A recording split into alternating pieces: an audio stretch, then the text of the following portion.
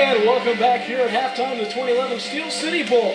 On Cable 14, it's Reed Duffy and Darrell Jordan Hicks here up top at Ivory Stadium. Darrell, first half of football, slightly sloppy, maybe a little even pedestrian at times, but when these offenses get clicking, oh, we are going to be in for a fun second half. Yeah, absolutely. I mean, we saw the ball at the beginning of the game. We saw the West really try to establish the running game.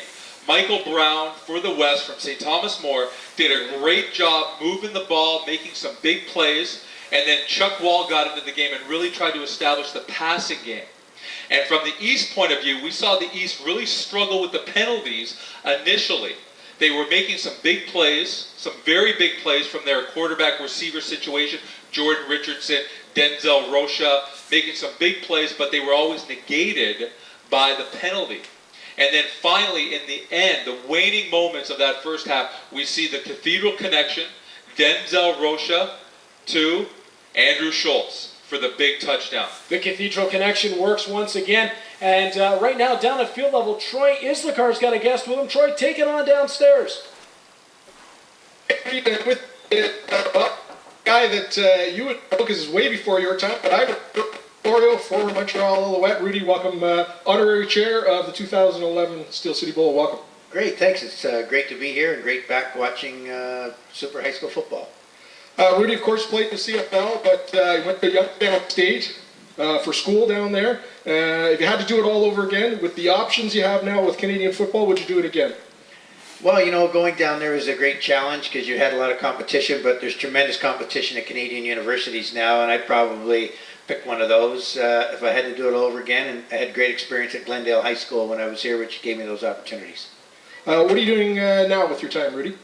I'm president of Liaison College. We have 12 chef training schools across Ontario, and that takes up most of my time. Thanks very much, Rudy. Back to Reed and Darrell. Troy, I'm not as young as some people might think, and I am a sports historian. I know who Rudy is, but it's great to have him down at field level. Troy's always underestimating me, I think.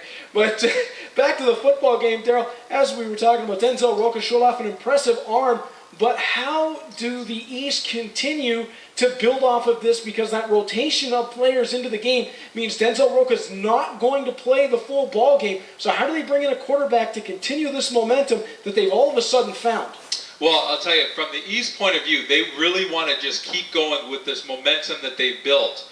I would like to see the West really try to establish a bit of the running game. We saw great success with Michael Brown early on. Go back to it. They've got a tremendous offensive line, big, hulking offensive line that had great success opening up some holes in that defense. So I would look to see the West trying to establish that run as we begin this second half. And before we do begin the second half, we're going to go back down to the field level again. Troy Islikar once again working hard for us down on the sidelines. Troy, take it away. Well, thanks, Reed. I have with me Dick Wazalowski, former Hamilton Tiger Cat. We were just looking at the Wall of Fame up here in the stadium, and Dick, you were saying you played with half these guys. Must bring back some great memories coming back here tonight. Sure does. I remember being involved in a game like this back in 1964. Back then the format was the Tiger Cat rookie game. So it's interesting seeing these talented high school players 50 years later. And I had an opportunity to play in that Tiger Cat camp that they called back then. Dick, what do you think of the talent out there these days and the options that the kids have for down in the States or stay in Canada and play some pretty decent ball in the CIS? Yeah.